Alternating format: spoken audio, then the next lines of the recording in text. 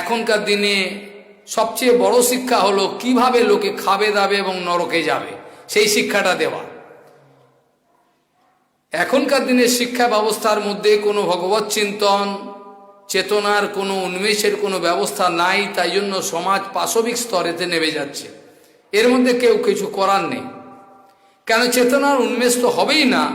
বরঞ্চ এখানে যদি কোনো তাদের ছেলে মেয়েদের কোনো মা বাবা যদি দেখেন চেতনার উন্মেষের জন্য কোনো ছেলে মঠে মন্দিরে গৌড়ীয় মঠে যাতায়াত করছে, তার কাপড় চোপড় ধরে টানাটানি করবেন, ওখানে কেন যাচ্ছিস, ওখানে যাওয়ার দরকার নেই।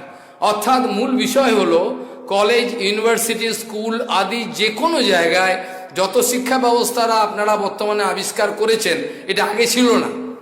ভারতের ইতিহাস দেখলে পরে যদি আপনারা দেখেন পুরাণ ইতিহাস যা কিছু ভাগবত, তাতে এরকম শিক্ষা ব্যবস্থা কোনোদিন ছিল না। এটা যে আপনারা আবিষ্কার করেছেন, এর মূলে তো রয়েছে খাবো দাবো নরকে যাও। এর কোনো চেতনার উন্মেষের কোনো ব্যবস্থা আপনারা করেন না।